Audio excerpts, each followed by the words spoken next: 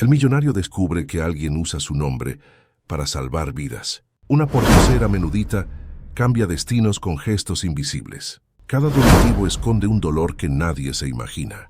Y la verdad surge justo donde el orgullo no llega. Cuéntanos, ¿qué es lo que más te ha conmovido de esta historia hasta ahora?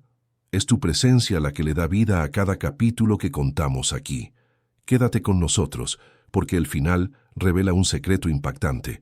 En una bochornosa mañana de martes, cuando el sol de la Ciudad de México apenas comenzaba a calentar el concreto de las avenidas, Carlos Velasco se despertó como siempre lo hacía. Con el despertador sonando a las 5:45 de la mañana, el cuerpo respondiendo automáticamente al llamado de la rutina, la mente ya calculando los compromisos del día antes, incluso de abrir los ojos por completo. No había espacio para ensueños en la vida de un hombre como él, presidente de uno de los mayores conglomerados financieros de América Latina, controlador de una fundación de filantropía corporativa que movía millones en proyectos sociales. Carlos había construido su imperio sobre cimientos de disciplina, estrategia y una frialdad calculada que impresionaba hasta a sus rivales más experimentados. A sus 52 años, era el retrato del éxito absoluto.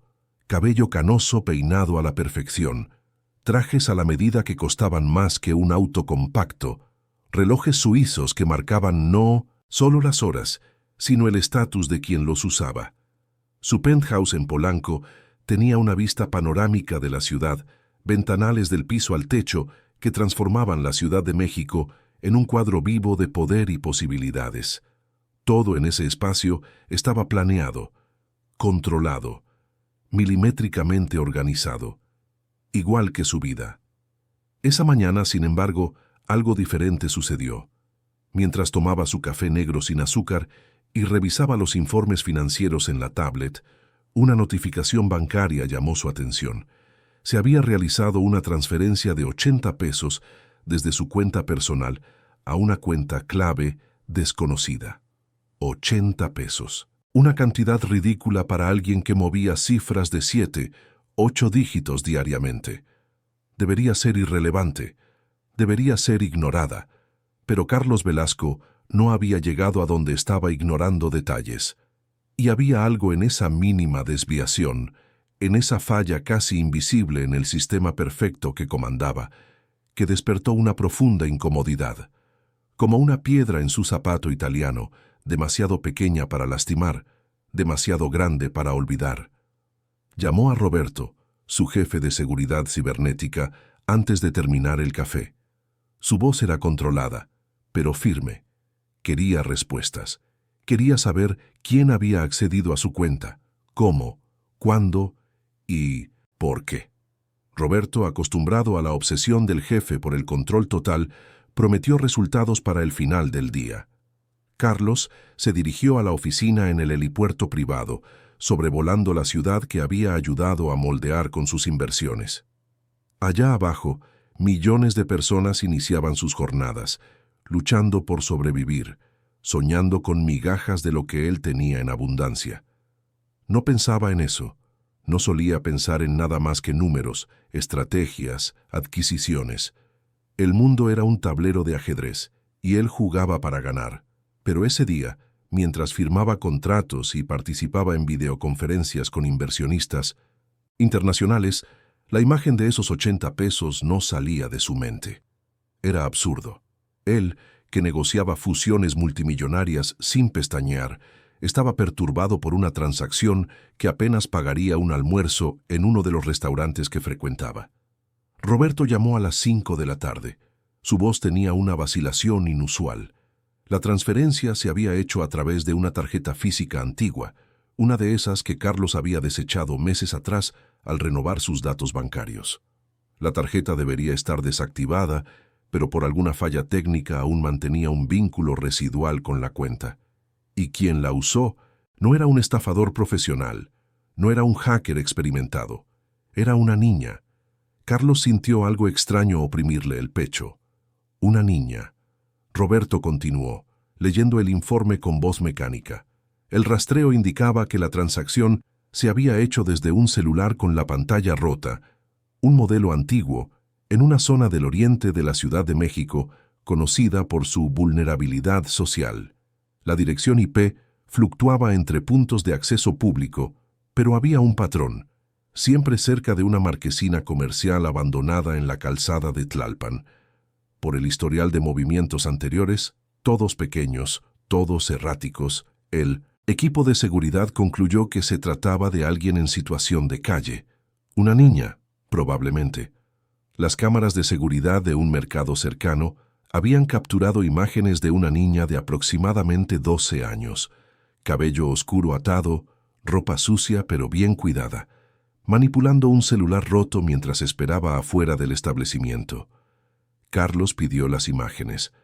Cuando aparecieron en la pantalla de su computadora, se quedó en silencio por largos segundos. La niña era delgada, pero no tenía la mirada vacía que él asociaba mentalmente con la miseria. Sus ojos eran atentos, vivos, casi desafiantes. Sostenía el celular con cuidado, como quien protege un tesoro. Y había algo en su postura, una dignidad extraña para alguien en esa condición, que lo incomodó más de lo que debería. «Ordena que la observen», le dijo a Roberto, discretamente. «Quiero saber qué está haciendo con ese acceso». Roberto vaciló. «Señor, es solo una niña. Probablemente encontró la tarjeta en la basura y está tratando de usar lo que aún funciona. Podemos simplemente bloquear el acceso y cerrar el caso». Carlos respiró hondo. «No. Obsérvenla primero y manténme informado». En los días siguientes, algo extraordinario comenzó a revelarse. La niña, cuyo nombre el equipo descubrió, que era Lía Duarte, no estaba usando el acceso para su propio beneficio. Realizaba pequeñas transferencias, cantidades modestas que variaban entre 30 y 100 pesos, y luego usaba el dinero para comprar cosas: alimentos no perecederos, medicamentos básicos, cobijas delgadas, pañales para adulto, botellas de agua. Y luego salía por las calles, entregando todo personalmente a otras personas en situación de calle. Las imágenes de las cámaras de seguridad que Roberto logró compilar mostraban a Lía caminando por los callejones y bajo las marquesinas, cargando bolsas de plástico, deteniéndose junto a personas que dormían sobre cartones, dejando los artículos con cuidado para no despertarlas. Cuando alguien estaba despierto, se los entregaba directamente, siempre con pocas palabras, siempre con una frase que se repetía: «Es un regalo del hombre del traje». Carlos vio los videos en silencio, sentado solo en su oficina, la ciudad iluminada allá abajo como un mar de estrellas artificiales. No podía apartar la vista de esa niña frágil que había creado, sin saberlo, un símbolo, un mito, el hombre del traje, él, un fantasma de generosidad que nunca había existido en su esencia real. La ironía era cruel. Él, que comandaba una fundación multimillonaria de filantropía, nunca había entregado personalmente nada a nadie. Sus donaciones eran números en hojas de cálculo, deducciones fiscales, estrategias de imagen corporativa. Firmaba cheques, aprobaba proyectos, aparecía en eventos de beneficencia con sonrisas ensayadas y discursos memorizados. Pero nunca, ni una sola vez, se había arrodillado junto a alguien que sufría para ofrecer ayuda directa. Y esa niña, con 80 pesos robados de una cuenta que ni siquiera sabía a quién pertenecía, estaba haciendo más de lo que él había hecho en décadas. Roberto apareció de nuevo en la oficina el viernes, trayendo un descubrimiento que hizo que Carlos sintiera como si el suelo hubiera desaparecido bajo sus pies. El equipo había rastreado el historial de la niña. Lía Duarte había sido beneficiada, 4 años atrás, por una donación de emergencia de la propia Fundación Velasco. Era un programa automatizado, sin criterio humano, que distribuía despensas y pequeñas cantidades de dinero a familias registradas en situación de extrema vulnerabilidad. El nombre de Lía aparecía en los registros porque su madre, en ese entonces aún viva, había hecho la inscripción. La donación no superaba los 300 pesos y algunas despensas. Nada. Menos de lo que Carlos gastaba en una botella de vino. Pero para Lía, según los registros sociales a los que Roberto logró acceder, eso había sido la diferencia entre comer o pasar hambre esa semana. Su madre, poco tiempo después, desapareció repentinamente, y la niña, sin otros parientes conocidos, terminó en las calles. Carlos sintió algo que no sentía desde hacía años, una mezcla de vergüenza, rabia y algo que no podía nombrar. Esa niña, a la que había ayudado sin saber a través de un proceso burocrático y frío, ahora retribuía ese gesto replicando la bondad con los escasos recursos que lograba reunir. Y lo hacía de una forma más humana, más eficaz, más verdadera que cualquier programa que él comandaba. Se levantó de la silla y caminó hacia la ventana. La Ciudad de México pulsaba allá abajo, indiferente. Millones de historias sucediendo simultáneamente, millones de vidas que él nunca conocería. Y en medio de ese caos urbano, una niña de 12 años le estaba enseñando sin saberlo lo que significaba ser humano.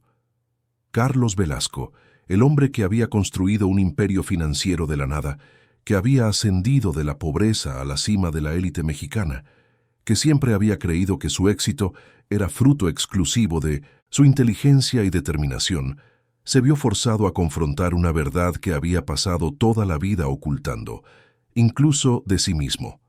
Él también venía de abajo, había nacido en una comunidad pobre en el Estado de México, hijo de una lavandera y un albañil que apenas sabía firmar su propio nombre. Creció durmiendo en un colchón en el suelo, compartiendo un cuarto minúsculo con 3 hermanos, comiendo arroz y huevo casi todos los días porque era para lo que alcanzaba. Cuando tenía 8 años, una asociación civil local comenzó a trabajar en la región. Ofrecían regularización escolar, refrigerios, actividades recreativas. Carlos, delgado y callado, fue uno de los primeros en inscribirse.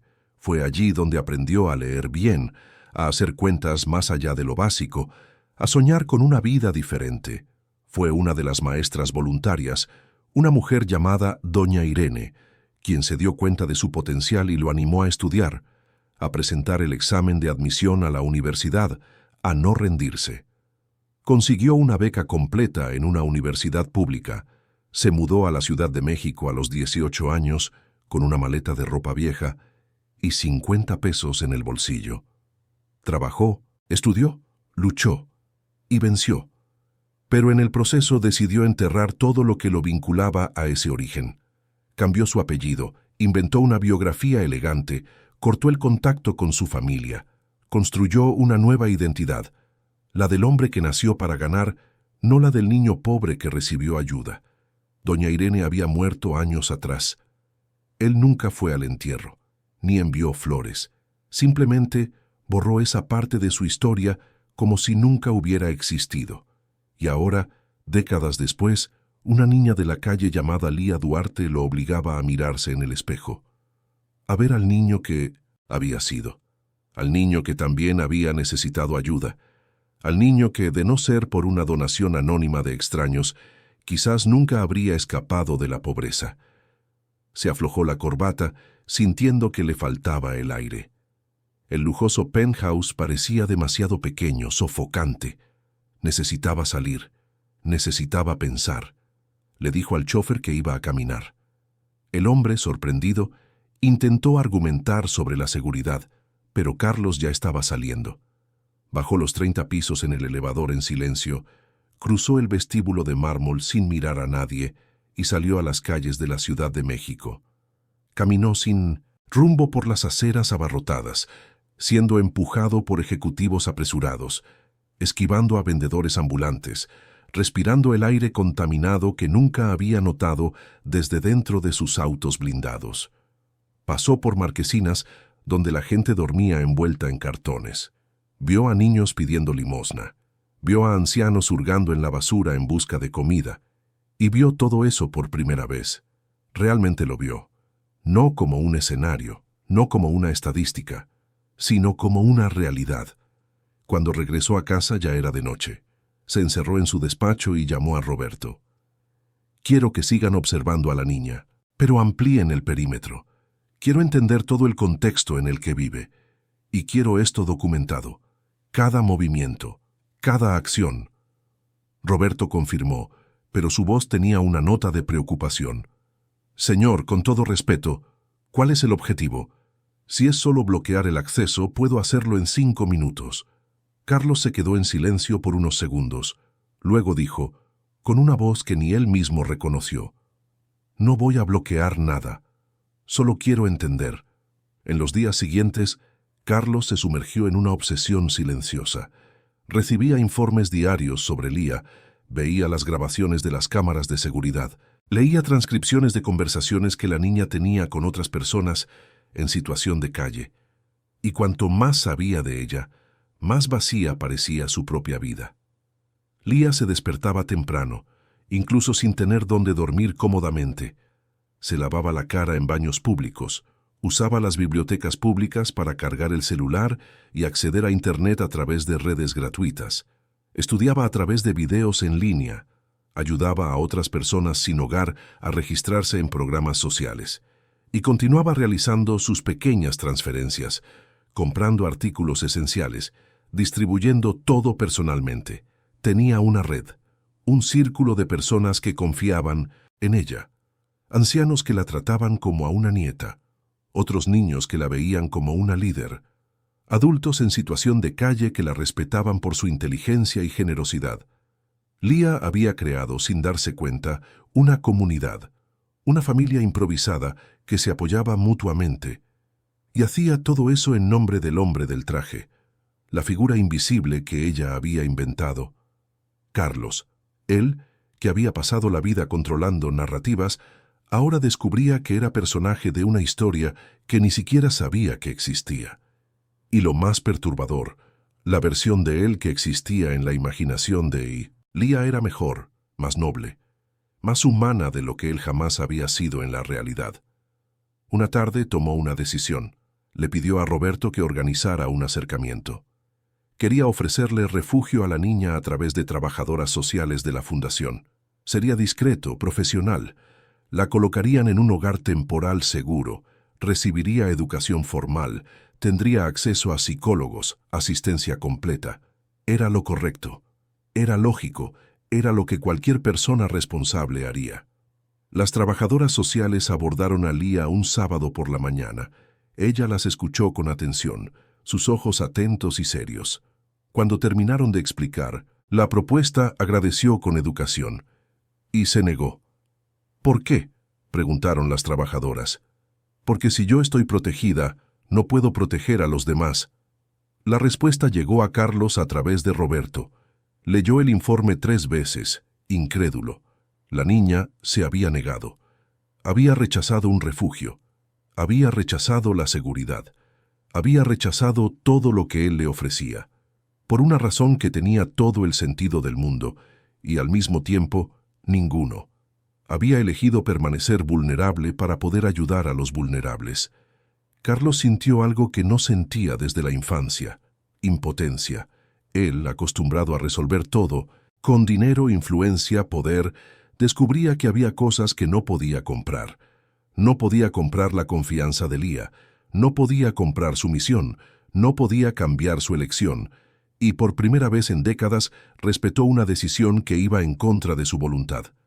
La negativa de Lía hirió el orgullo de Carlos de una forma que no esperaba. Estaba acostumbrado a que la gente le dijera que sí. Empleados que obedecían, socios que estaban de acuerdo, adversarios que se doblegaban. Pero esa niña de 12 años, sin nada más que un celular roto y una convicción inquebrantable, había dicho que no. Y él no sabía cómo procesarlo. Comenzó a hacer algo que jamás había imaginado. Empezó a caminar por las calles de noche, solo, sin guardaespaldas, sin chofer, solo él y la ciudad. Iba a las zonas donde Lía actuaba, observaba de lejos, veía sus entregas, veía a la gente que ayudaba, veía el universo invisible que existía paralelamente al suyo. En una de esas noches presenció algo que lo marcó.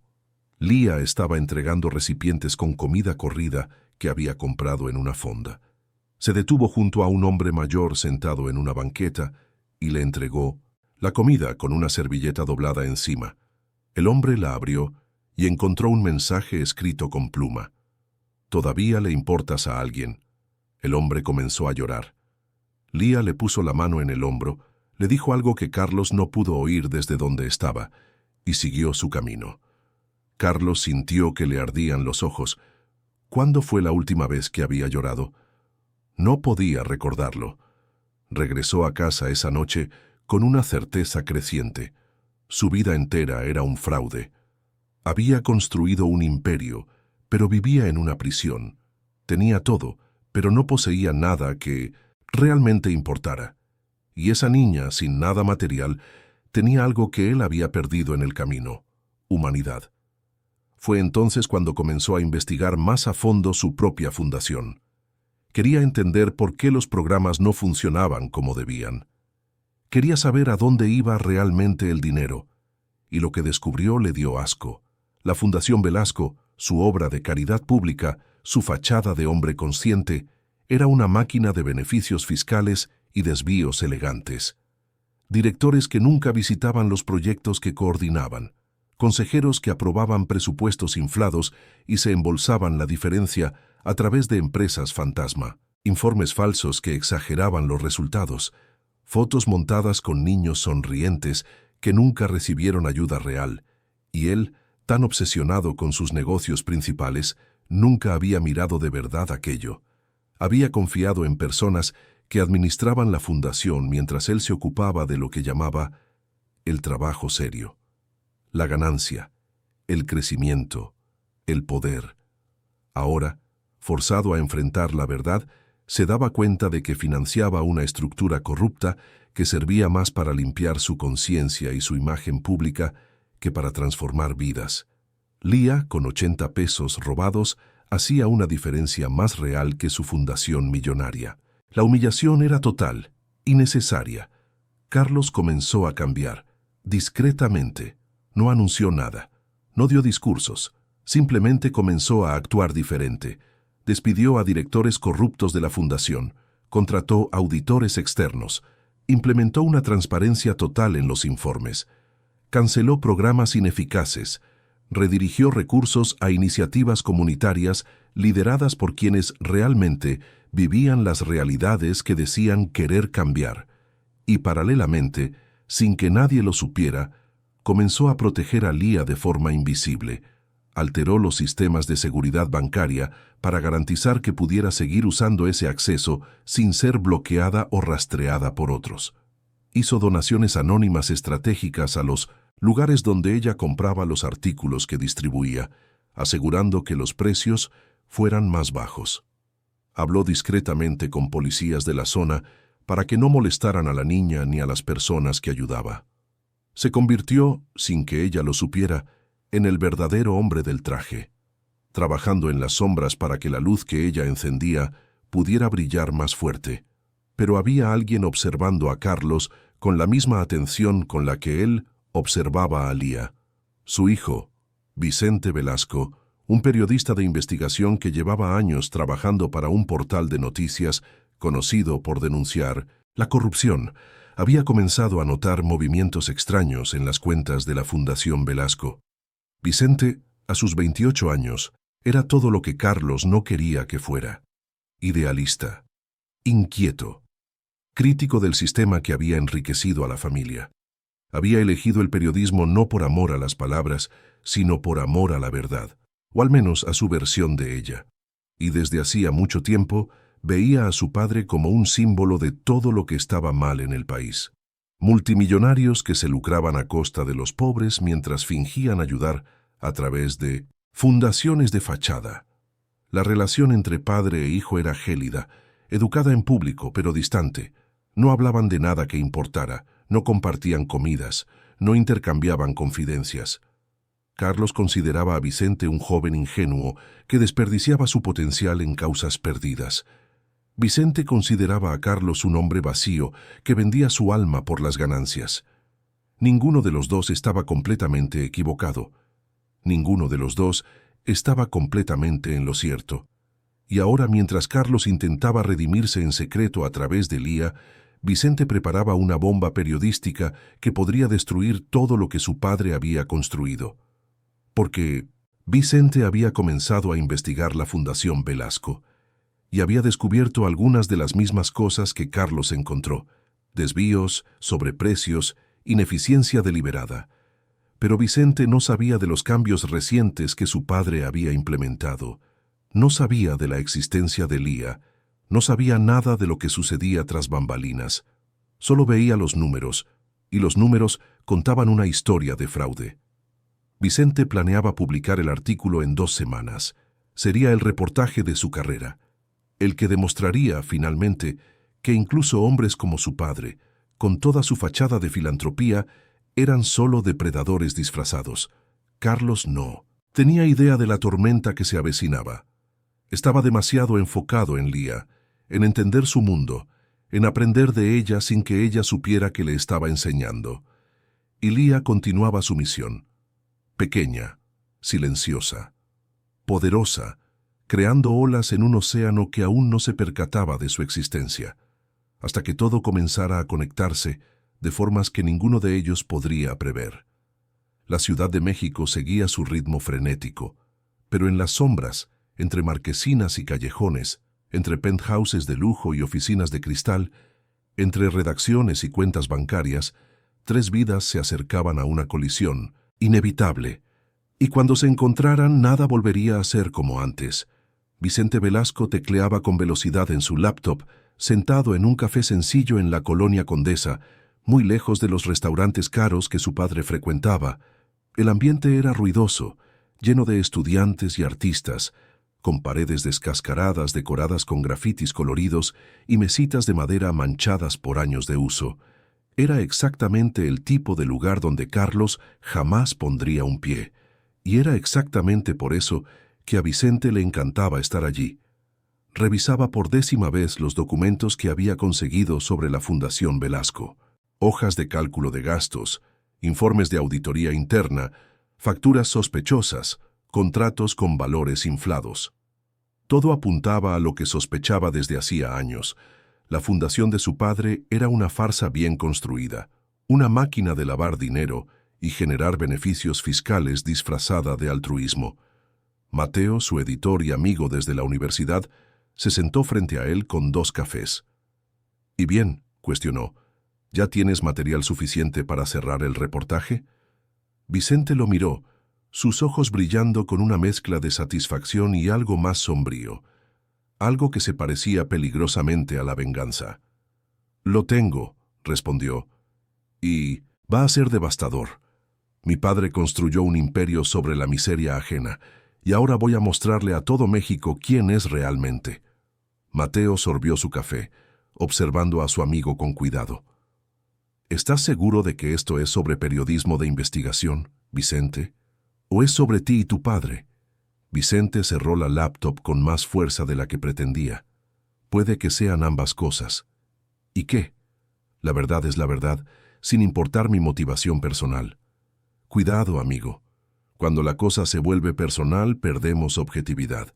Y la objetividad es lo que separa al periodismo de 1909. La vendetta». Vicente iba a responder, pero su celular vibró.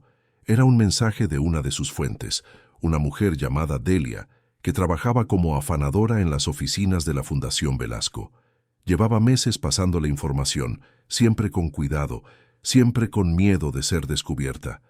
El mensaje era corto. «Están pasando cosas raras. Su papá está despidiendo a todo el mundo y cambiando todo. Necesito hablar en persona». Vicente frunció el ceño. ¿Despidiendo a todo el mundo? ¿Cambiando todo? Eso no tenía sentido. Respondió rápidamente, acordando una cita para el final de la tarde. Mateo notó la expresión confundida de su amigo. «¿Novedades?». «Mi fuente dice que mi padre está haciendo cambios drásticos en la fundación. Despidos masivos». Mateo arqueó las cejas. «Quizás descubrió que lo estás investigando y está limpiando la casa». Vicente consideró la posibilidad. Sería típico de Carlos Velasco intentar protegerse, pero algo en el tono del mensaje de Delia no sugería el pánico de quien está encubriendo crímenes. Sugería confusión, como si ni ella entendiera lo que estaba pasando. «Necesito averiguar qué está pasando», dijo Vicente, guardando la laptop en su mochila. «Voy a ver a Delia hoy. Si mi padre está tratando de borrar, Las huellas, necesito acelerar la publicación. Mateo suspiró. Solo no vayas a cometer una tontería, Sale. Esta historia ya es suficientemente complicada sin que actúes por impulso. Vicente asintió, pero su mente ya estaba en otro lugar. Necesitaba entender lo que estaba sucediendo antes de que su padre lograra destruir las pruebas que tanto trabajo le había costado reunir. Mientras Vicente cruzaba la ciudad en metro hacia su encuentro con Delia, Carlos estaba en una reunión extraordinaria del Consejo de la Fundación Velasco. La sala de juntas era amplia y elegante, con una mesa de caoba para 20 personas y una pared entera de cristal que daba al centro de la Ciudad de México. Los consejeros lo miraban con una mezcla de conmoción y rabia mal disimulada. Carlos acababa de anunciar una reestructuración completa de la fundación, recorte del 70% de los puestos administrativos, auditoría externa independiente, transparencia total de los gastos y, lo más impactante, la retirada de su propio nombre de la presidencia del Consejo. Don Carlos, comenzó Ricardo Serrano, uno de los consejeros más antiguos y también uno de los más corruptos, aunque Carlos solo lo había descubierto recientemente. Estos cambios son demasiado radicales. Van a desestabilizar toda la estructura que hemos construido a lo largo de años. Una estructura podrida, respondió Carlos, con una frialdad que hizo que varios miembros se removieran incómodos en sus sillas. He descubierto que gran parte de lo que hacemos aquí es teatro. Gastamos millones en salarios administrativos y migajas en acciones reales. Eso se acaba hoy. Una consejera llamada Patricia, elegante y siempre calculadora, se inclinó hacia adelante. Con todo respeto, está destruyendo su propia reputación. La fundación lleva su nombre. Cualquier escándalo le afecta directamente. Carlos la miró con unos ojos que ella no reconoció. Había algo diferente en él, algo que la perturbaba. Pues que me afecte, dijo él. Prefiero asumir mis errores que seguir fingiendo que hago el bien mientras permito que se desvíen recursos. El silencio que siguió fue pesado. Carlos sabía que estaba firmando su sentencia de muerte social. La élite de la ciudad no perdonaba traiciones, y exponer su propia fundación era exactamente eso, una traición al código no escrito que todos seguían. Aparentar bondad, desviar lo suficiente para enriquecerse, pero nunca admitirlo públicamente. Ya no le importaba. Tienen dos opciones, continuó: adaptarse a las nuevas reglas o presentar su renuncia. No, aceptaré términos medios. Ricardo se levantó, su voz temblorosa de ira contenida. Se va a arrepentir de esto, Carlos. Hay mucha gente poderosa involucrada en esto, mucha gente a la que no le va a gustar ser expuesta. Carlos sonrió, pero no fue una sonrisa amigable. Fue la sonrisa de un hombre que ya no tenía nada que perder. «Que vengan», dijo. «La reunión ha terminado». Los consejeros salieron en silencio, algunos furiosos, otros asustados. Carlos se quedó solo en la sala, mirando la ciudad a través del cristal. Sabía que acababa de declararle la guerra a gente peligrosa. Sabía que habría consecuencias, pero por primera vez en décadas sentía que estaba haciendo lo correcto. Su celular vibró. Era Roberto, con un nuevo informe sobre Lía. Abrió el archivo y comenzó a leer. La niña había expandido sus acciones. Ahora ya no trabajaba sola. Había logrado inspirar a otros niños e incluso a algunos adultos en situación de calle a participar en las entregas. Formaban una especie de red informal de apoyo mutuo. Lía coordinaba todo a través de mensajes simples, dividiendo tareas, organizando puntos de encuentro, asegurándose de que nadie se quedara sin ayuda. Y todo eso todavía se hacía en nombre del hombre del traje. La leyenda que había creado seguía creciendo. Algunas personas comenzaban a dejar donaciones anónimas en puntos específicos que Lía indicaba. Pequeñas cantidades, pero que sumadas hacían la diferencia. La historia del benefactor misterioso se extendía de boca en boca por las colonias populares. Carlos leyó el informe 2 veces. Esa niña estaba construyendo algo que ningún consultor caro, Ninguna planeación estratégica, ninguna campaña publicitaria podría replicar una red genuina de solidaridad basada en la confianza y la acción directa. Tomó el teléfono y llamó a Roberto. Quiero aumentar las transferencias anónimas. No mucho, para no llamar la atención, pero lo suficiente para que ella tenga recursos más consistentes. Roberto vaciló al otro lado de la línea. Señor, con todo respeto, ¿hasta dónde va a llegar esto? ¿Hasta cuándo va a mantener esta protección invisible? Carlos pensó por un momento. Hasta donde sea necesario. Ella está haciendo lo que yo debería haber hecho hace años. Lo mínimo que puedo hacer es asegurarme de que pueda continuar. Entendido, señor. ¿Algo más? Sí. Quiero saber si hay alguna amenaza para ella. Cualquier persona que pueda representar un peligro. Y quiero que eso sea monitoreado las 24 horas. Así se hará. Carlos colgó y se quedó mirando el celular. Su vida se había convertido en una extraña dicotomía. Durante el día, desmontaba estructuras corruptas que él mismo había ayudado a crear. Durante la noche, protegía a una niña que no sabía de su existencia. Y en medio de todo eso, su hijo planeaba destruirlo públicamente. Delia llegó al encuentro con Vicente visiblemente nerviosa. Era una mujer de unos 50 años, cabello canoso recogido en un chongo, manos callosas por décadas de trabajo pesado. Se sentó en la silla de plástico del pequeño bar donde habían quedado, mirando a su alrededor como si esperara ser seguida. Vicente le pidió un jugo y esperó a que se calmara. ¿Qué está pasando, Delia? Su mensaje me dejó preocupado. Ella bebió la mitad del jugo de un trago, como quien necesita valor. Su papá está cambiando todo, Vicente. Despidió a la mitad de los directores la semana pasada. Trajo auditores de fuera. Está recortando gastos, cambiando contratos, exigiendo informes detallados de todo. Nunca lo había visto así. Vicente frunció el ceño. Eso no encajaba con lo que esperaba. ¿Está tratando de encubrir los desvíos? Delia negó con la cabeza. No parece. Parece que está descubriendo los desvíos ahora y está furioso con todo el mundo. Despidió a Ricardo Serrano, imagínese. Ese hombre estaba ahí desde el principio. Vicente conocía a Ricardo, uno de los pilares de la fundación, un hombre poderoso y bien conectado. Si Carlos había despedido a alguien de ese calibre, algo muy serio estaba sucediendo. Y hay más, continuó Delia bajando la voz. Su papá está pasando mucho tiempo viendo informes sobre gente en situación de calle. Pidió estudios completos sobre programas de asistencia, lugares donde viven, necesidades básicas.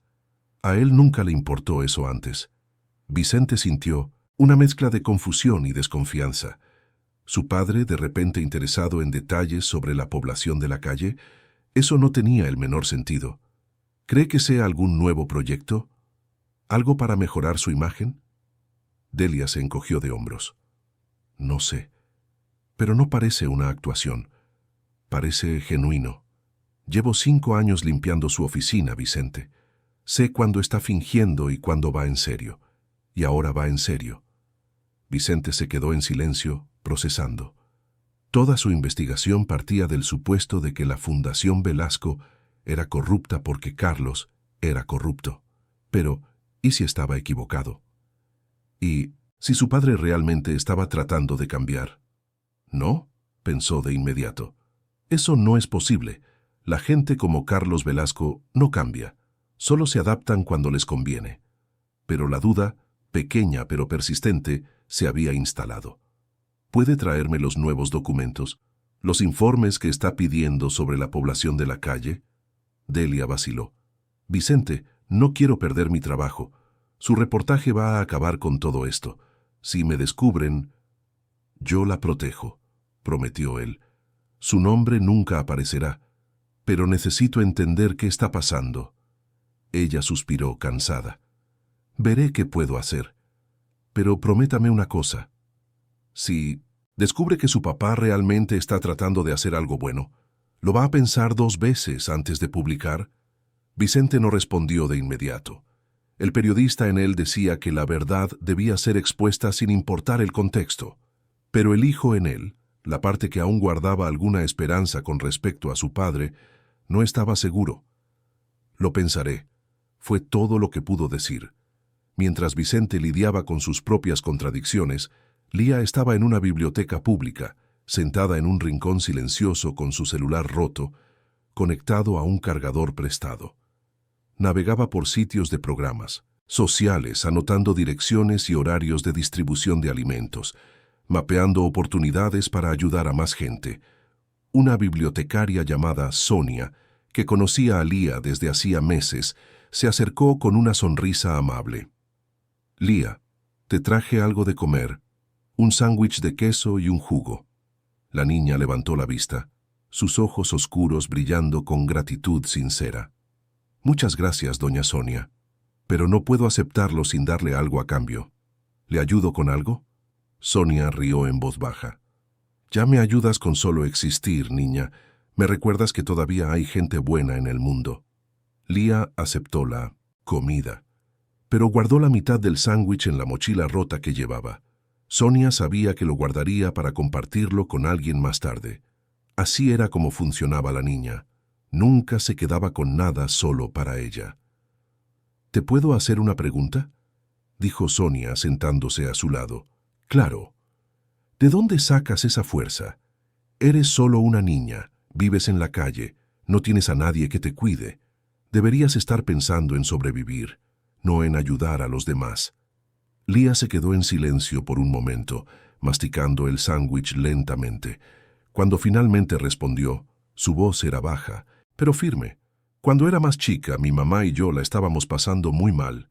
No había comida, no había nada, y de la nada llegó una ayuda, una despensa, un dinerito. No sé de dónde vino, solo sé que nos salvó en ese momento. Mi mamá dijo que era un ángel. Yo prefiero pensar que era una persona buena que decidió ayudar sin querer nada a cambio». «¿Y el hombre del traje?», preguntó Sonia, que ya había oído hablar de la leyenda que Lía había creado. La niña sonrió, una sonrisa triste pero esperanzadora.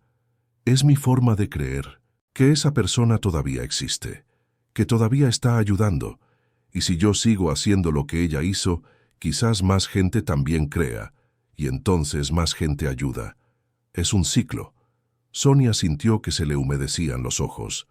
«Tienes 12 años y entiendes el mundo mejor que la mayoría de los adultos que conozco». Lía se encogió de hombros. «No entiendo el mundo. Solo sé que duele menos cuando nos cuidamos unos a otros». Esa frase simple, dicha con la sabiduría de quien ha vivido demasiado dolor para su corta edad, quedó resonando en la mente de Sonia por el resto del día. Esa noche Carlos hizo algo que no hacía desde hacía años.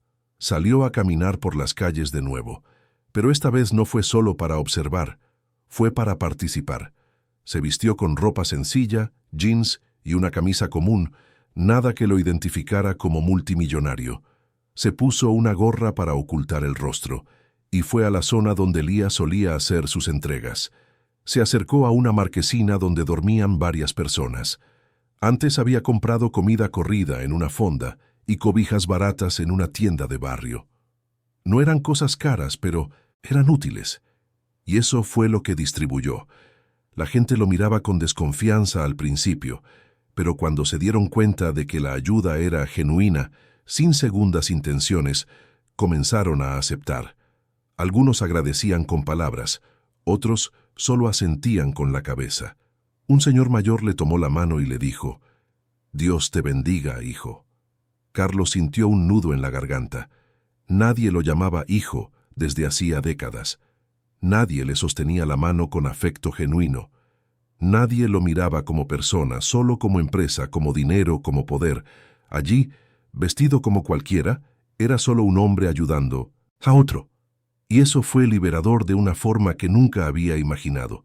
Cuando terminó las entregas, vio a Lía a lo lejos. Ella también estaba haciendo sus rondas, conversando con la gente, distribuyendo lo que había logrado comprar. Se escondió detrás de un poste, observando. La niña se acercó a una mujer joven que cargaba un bebé. Lía le entregó una lata de leche en polvo y pañales. La mujer comenzó a llorar e intentó abrazarla, pero Lía se apartó gentilmente, sonriendo. «Es del hombre del traje», dijo ella. «Me pidió que te lo entregara». La mujer miró a Su alrededor como si esperara ver a alguien. ¿Quién es? ¿Dónde está? Lía sonrió. No le gusta aparecer, pero siempre está cerca, cuidando. Carlos, escondido a pocos metros de distancia, sintió que se le oprimía el pecho. Ella tenía razón. Él siempre estaba cerca ahora, aunque ella no lo supiera. Cuando Lía se alejó, Carlos la siguió discretamente, manteniendo la distancia. Quería asegurarse de que llegara a salvo a donde fuera a dormir, y mientras caminaba por las calles oscuras de la Ciudad de México, protegiendo sin ser visto a una niña que lo había transformado sin saberlo, Carlos entendió algo fundamental. Él nunca había sido el hombre del traje, era solo alguien tratando de volverse digno del mito que ella había creado. Lía llegó a la marquesina donde dormía, un espacio apretado, pero relativamente protegido. Se envolvió en una cobija delgada y cerró los ojos. Carlos se quedó observando desde lejos hasta asegurarse de que estaba a salvo. Luego regresó a casa, caminando durante horas por la ciudad dormida, pensando en todo lo que necesitaba cambiar, en todo lo que ya había cambiado. Cuando llegó al penthouse, ya pasaban de las 3 de la mañana. Tomó un largo baño, dejando que el agua caliente lavara la suciedad de las calles y simbólicamente la suciedad de su vida anterior. Se acostó en la enorme cama, mirando al techo. Y por primera vez en años, durmió sin el peso de la falsedad aplastándole el pecho. Al día siguiente, Vicente recibió un paquete de Delia. Dentro había copias de informes recientes que Carlos había encargado. Estudios sobre la población en situación de calle en la Ciudad de México. Análisis de programas sociales eficaces en otras ciudades. Propuestas de acciones directas de bajo costo y alto impacto. Vicente leyó todo con creciente atención. Aquello no era teatro, no era una campaña de marketing. Era una investigación genuina, detallada, con anotaciones a mano de Carlos en los márgenes, preguntas, reflexiones, autocríticas duras sobre los errores de la fundación. Cerró el último documento y se quedó mirando la pared de su pequeño departamento. Toda su narrativa sobre su padre se estaba desmoronando. Había preparado un reportaje devastador sobre corrupción e hipocresía. Pero, ¿y si la historia real era más compleja? ¿Y si se trataba de redención? Tomó el celular y llamó a Mateo. Necesito más tiempo antes de publicar. Mateo suspiró al otro lado. Vicente, llevas meses en esto. ¿Cuál es el problema ahora? El problema es que ya no sé cuál es la verdad. Y entonces, por primera vez desde que había comenzado la investigación, Vicente Velasco consideró la posibilidad de que quizás no conocía a su padre tan bien como pensaba. Y en el centro de todo, sin saber que era la catalizadora de cambios profundos en dos vidas poderosas, Lía Duarte continuaba su misión silenciosa, creyendo en un símbolo que ella misma había creado, sin imaginar que el símbolo ahora intentaba desesperadamente volverse real. Las semanas que siguieron fueron de una transformación silenciosa. Carlos Velasco no anunció públicamente sus cambios personales, no dio entrevistas emotivas sobre un despertar de conciencia. Simplemente comenzó a vivir de manera diferente, y esa diferencia, sutil pero constante, empezó a resonar de formas que ni él mismo había previsto. La reestructuración de la Fundación Velasco avanzaba con la resistencia esperada. Exconsejeros despedidos esparcían rumores entre la élite de la ciudad. Decían que Carlos estaba sufriendo un colapso nervioso, que había perdido el control, que solo era cuestión de tiempo para que su imperio financiero también se desmoronara bajo sus decisiones erráticas. Pero Carlos no vacilaba. Contrató a nuevos coordinadores, gente que venía de las mismas comunidades que la fundación decía servir. Personas que conocían la necesidad no como un concepto abstracto, sino como una experiencia vivida. Implementó un sistema de rendición de cuentas público, donde cada centavo donado podía ser rastreado en línea, y recortó a la mitad su propio salario simbólico de la fundación, destinando la diferencia a acciones directas. Los resultados comenzaron a aparecer, pequeños pero reales. Familias recibiendo despensas que realmente llegaban a ellas. Niños consiguiendo lugares en guarderías financiadas por la fundación sin necesidad de pagar mordidas a intermediarios. Ancianos en situación de pinzedom, calle siendo canalizados a albergues dignos. Y todo esto mientras Carlos mantenía su vigilancia discreta sobre Lía. La niña continuaba su rutina implacable. Se despertaba temprano, incluso sin despertador, con el cuerpo ya acostumbrado al ritmo del sol. Se aseaba en baños públicos, siempre con cuidado de mantener la higiene incluso en condiciones adversas. Pasaba las mañanas en las bibliotecas, estudiando a través del Internet gratuito, aprendiendo cosas que ninguna escuela formal le había enseñado. Sus acciones ganaban escala. La red que había creado, inicialmente solo unos pocos niños y adultos cercanos, ahora contaba con decenas de personas. Voluntarios espontáneos, que se inspiraban en la idea del hombre del traje y querían replicar esa bondad. Algunos dejaban donaciones en puntos específicos, otros ofrecían sus habilidades. Un expeluquero que cortaba el cabello gratis a quienes vivían en las calles, una costurera jubilada que remendaba ropa, un maestro desempleado que daba clases informales de español y matemáticas a niños en situación de calle. Lía coordinaba todo con una sabiduría que desafiaba su edad. Entendía a la gente, sabía quién era de confianza y quién no. Identificaba necesidades antes incluso de que fueran verbalizadas.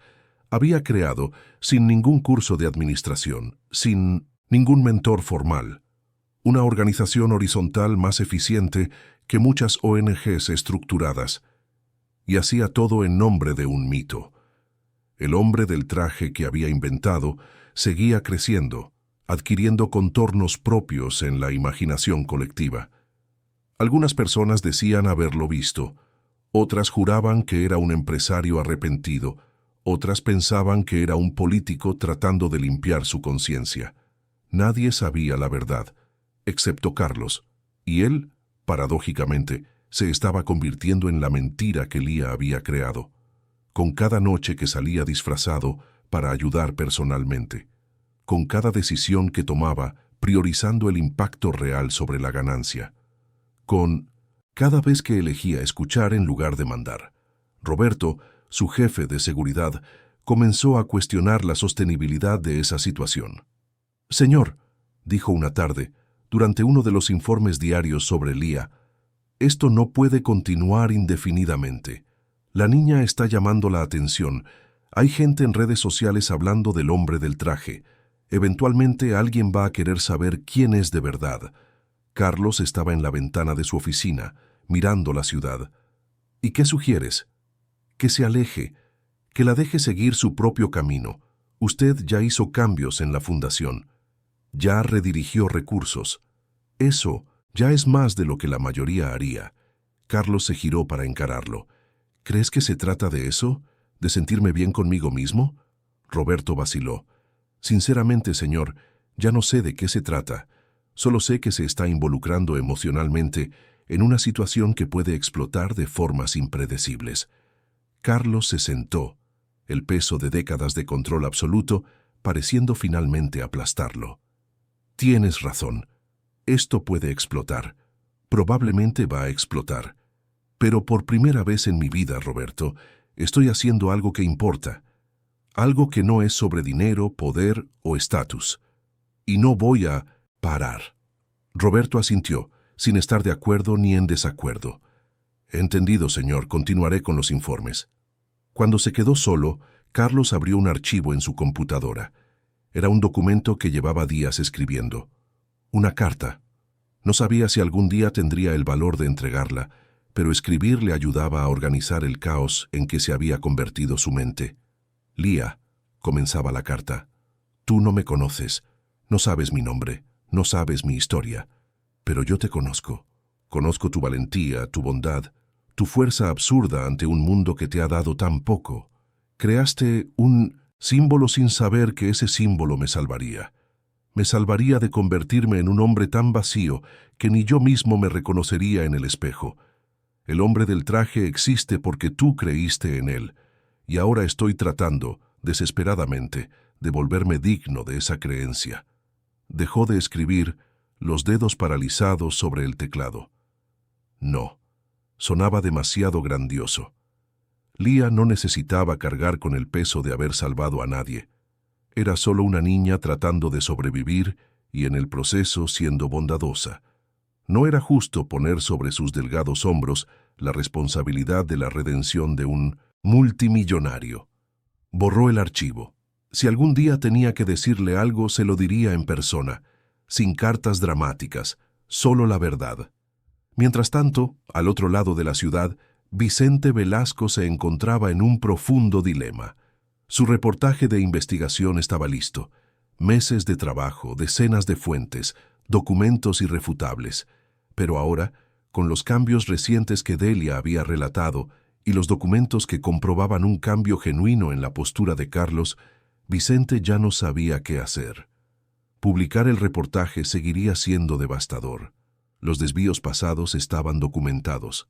La corrupción estructural de la fundación era real. Pero omitir el contexto de que Carlos estaba corrigiendo activamente esos errores sería periodísticamente deshonesto. Concertó una reunión con Mateo en la redacción del portal de noticias donde trabajaba. La sala estaba vacía, solo ellos dos, y el sonido de los viejos aires acondicionados funcionando. «Necesito un consejo», comenzó Vicente, «y necesito que seas honesto, aunque duela». Mateo se cruzó de brazos, su expresión seria. «Adelante.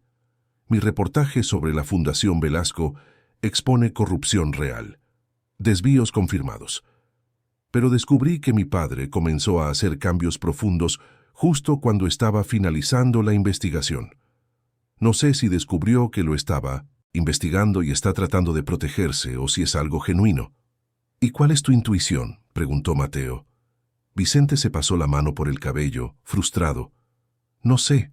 Quiero creer que es solo autoprotección. Sería más fácil, pero los documentos que mi fuente me trajo muestran un nivel de autocrítica y cambio que no parece una actuación».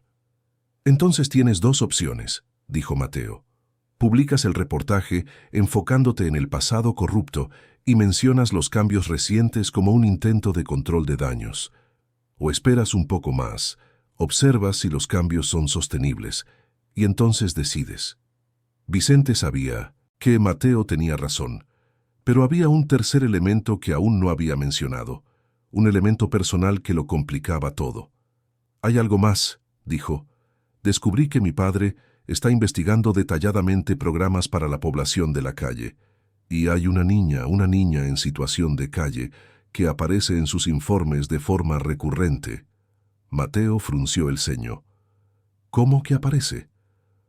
«No sé los detalles, solo sé que está siguiendo sus acciones, y eso no tiene sentido con el hombre que creí conocer». «¿Crees que está usando a la niña para alguna campaña de marketing?». Vicente negó lentamente con la cabeza. «No, los informes son confidenciales, internos.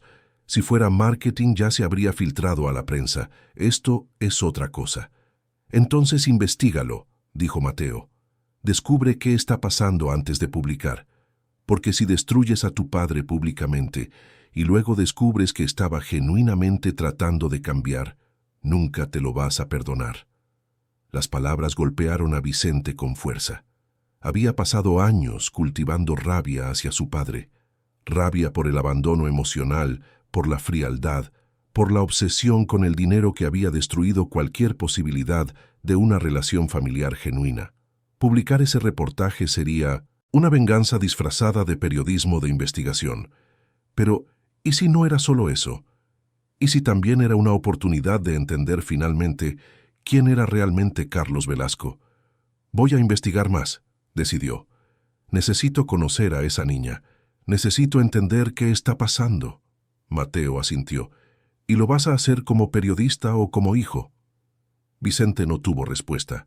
Lia estaba sentada en la banca de un parque, compartiendo un sándwich con una niña aún más pequeña que ella, una niña de unos 8 años llamada Julia, que también vivía en las calles. Julia tenía ojos grandes y asustados, como si esperara que el mundo la lastimara en cualquier momento. «Come despacio», dijo Lia amablemente. «Te va a hacer daño si comes muy rápido». Julia obedeció, pero sus ojos no se apartaban del pan. Tenía la mirada de quien no sabe cuándo será su próxima comida. ¿Sabes leer?, preguntó Lía. Julia negó con la cabeza. Dejé de ir a la escuela hace mucho. Entonces yo te voy a enseñar. Todos los días nos vemos aquí y te enseño un poquito. ¿Sale? Los ojos de Julia finalmente se iluminaron. ¿De verdad? De verdad. Porque cuando sepas leer, vas a poder aprender todo sola. Y entonces nadie nunca más va a poder engañarte. Era este tipo de interacción lo que definía a Lía. No solo distribuía comida, distribuía dignidad. No solo ayudaba materialmente, ayudaba a las personas a verse como algo más que sus circunstancias. Una mujer mayor, sentada unas bancas más allá, observaba la escena con lágrimas en los ojos. Se acercó tímidamente. «Disculpa que me meta», dijo, «¿pero tú eres la niña del hombre del traje?» Lía levantó la vista, sorprendida. «No soy nadie importante, solo le hago entregas». La mujer se arrodilló, quedando a la altura de los ojos de Lía. «Salvaste a mi nieto. Es ese niño de allá, jugando en la resbaladilla. Estaba muy enfermo, yo no tenía dinero para el medicamento, y de la nada apareciste tú con las medicinas exactas que necesitaba». «¿Cómo supiste?», Lía recordaba vagamente. Había visto a una mujer desesperada pidiendo ayuda en un centro de salud unas semanas antes. Había oído el nombre del medicamento que el médico le recetó, lo compró con el dinero que consiguió y lo entregó anónimamente. «Solo escuché y ayudé», dijo simplemente. La mujer tomó la mano de Lía con fuerza. «Eres un ángel». Lía retiró la mano gentilmente, pero con firmeza. «No lo soy. Solo soy alguien a quien ayudaron una vez y ahora trata de devolver el favor». Pero la mujer ya se estaba alejando, llevando a su nieto de la mano, mirando a Lía como si mirara algo sagrado. Julia, todavía masticando el pan, preguntó, «¿Es verdad que existe el hombre del traje?» Lía sonrió, una sonrisa cansada pero genuina. «Yo creo que sí, aunque nunca lo haya visto, yo creo». Y en ese momento, sin saberlo, tenía razón, porque Carlos Velasco estaba allí, al otro lado del parque, escondido detrás de un periódico, disfrazado con ropa sencilla y lentes oscuros, observando, protegiendo, aprendiendo. Vio la interacción con Julia, vio a la mujer agradeciendo, vio a Lía esquivar el elogio como si fuera algo que quemara, y entendió, con una claridad dolorosa, que ella era exactamente lo opuesto a él. Mientras él había construido una vida entera buscando reconocimiento, ella huía de él. Mientras él había acumulado méritos falsos, ella distribuía méritos verdaderos y se los acreditaba a un fantasma. Cuando Lía y Julia se levantaron para irse, Carlos las siguió de lejos. No para interferir, solo para asegurarse de que estuvieran a su salvo. Pero él no era el único que seguía a Lía. Vicente Velasco también estaba allí, al otro lado del parque, observando a la niña que aparecía en los informes confidenciales de su padre, tratando de entender la conexión. Y cuando vio a Lía ayudando a Julia, cuando presenció la escena con la mujer agradecida, cuando escuchó a la niña mencionar al hombre del traje, algo hizo clic en su mente. Había oído hablar de esa leyenda urbana, una historia que circulaba en las periferias sobre un benefactor misterioso.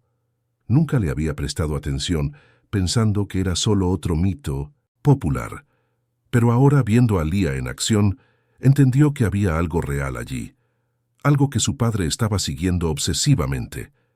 Vicente decidió que necesitaba hablar con la niña, no como periodista, no como el hijo de Carlos, sino como alguien que intentaba entender una verdad que parecía escapársele de las manos. Se acercó con cuidado cuando Lía estaba sola, después de que Julia se hubiera ido. Ella notó su presencia y lo miró con esa atención característica.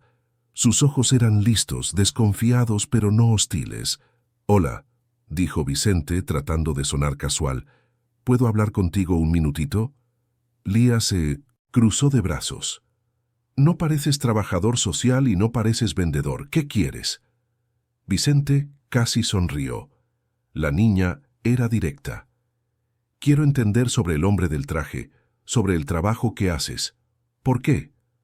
Porque creo que es importante. Porque creo que estás haciendo algo que mucha gente debería estar haciendo. Lía lo estudió por unos segundos. Eres periodista, ¿verdad? ¿Quieres hacer un reportaje? Vicente vaciló. Era periodista. Pero no era por eso que estaba allí. ¿O sí? Él mismo ya no lo sabía. No quiero exponerte, dijo honestamente. Solo quiero entender. Lía suspiró. No hay nada que entender. Una vez me ayudaron. Ahora ayudo a otros. Así de simple. ¿Y el hombre del traje? ¿Quién es? Ella miró hacia el horizonte, hacia la ciudad que se extendía más allá del parque. No sé. Quizás es mucha gente. Quizás no es nadie. Quizás es solo una idea. Pero mientras la gente crea que a alguien le importa, siguen intentándolo. Vicente sintió una opresión en el pecho. Esa niña de 12 años entendía más sobre la esperanza de lo que él había aprendido en 28 años de vida. «¿Puedo ayudarte de alguna forma?», ofreció. Lía lo miró con genuina sorpresa. «¿Cómo?». «No sé, dinero, contactos. Tengo acceso a recursos». Ella negó con la cabeza. «El dinero sin un propósito no ayuda, y los contactos no sirven de nada si la gente no entiende lo que se necesita hacer. Pero hay una cosa que puedes hacer». «¿Qué?». «Cuenta la historia correcta. Si eres periodista, cuenta la historia de la gente que ayuda a otros sin querer nada a cambio. No te enfoques en el drama. Enfócate en la solución. La gente necesita ejemplos, no más tragedia». Vicente se quedó en silencio. Esa niña le estaba dando una lección de periodismo más valiosa que 4 años de universidad. «Lo pensaré», prometió. Lía asintió y comenzó a alejarse. Vicente se quedó quieto, procesándolo todo. Carlos, que seguía observando desde lejos, vio la interacción entre su hijo y la niña que lo había transformado. Vio a Vicente parado, pensativo, vio a Lía desaparecer entre la multitud, y en ese momento, padre e hijo estaban a pocos metros de distancia, ambos transformados por la misma niña, pero sin saber de la presencia del otro. La ciudad continuaba su ritmo frenético, millones de vidas cruzándose sin tocarse, pero allí, en ese parque, 3 almas se habían conectado de formas que aún no comprendían por completo, y la historia, silenciosa pero inexorable, caminaba hacia un punto de convergencia que los cambiaría a todos para siempre. El cambio en la dinámica comenzó de forma sutil, casi imperceptible. Vicente no pudo dejar de pensar en Lía después de ese encuentro en el parque. La forma en que había hablado, la claridad en sus ojos, la sabiduría que desafiaba cualquier lógica de edad. Regresó a casa y por primera vez en meses no abrió el archivo del reportaje de investigación sobre la Fundación Velasco. En su lugar, comenzó a investigar sobre Lía, no de forma invasiva, no hurgando en su vida privada, sino tratando de entender el fenómeno que había creado. La leyenda del hombre del traje, las redes espontáneas de ayuda que se formaron alrededor de esa idea, las personas que habían sido tocadas por acciones que parecían pequeñas, pero eran inmensas en significado. Entrevistó a personas en las colonias populares, conversó con gente en situación de calle que conocía a Lía, habló con voluntarios que se unieron a la red sin haber visto nunca al supuesto benefactor, y cuanto más investigaba, más se daba cuenta de que había algo genuino allí, algo que su visión cínica de periodista de investigación no podía desmontar como una farsa. Una tarde, Vicente estaba en un pequeño centro comunitario en la zona oriente, conversando con doña Rosa, una señora de unos 70 años que coordinaba comedores comunitarios los fines de semana. Ella mencionó casualmente que la idea de expandir las entregas surgió después de conocer el trabajo de la niña del hombre del traje. «Esa niña», dijo doña Rosa, moviendo la enorme olla de sopa, «me hizo recordar cuando yo era joven, cuando ayudábamos porque era lo correcto, no porque fuéramos ahí. Ganar algo con ello.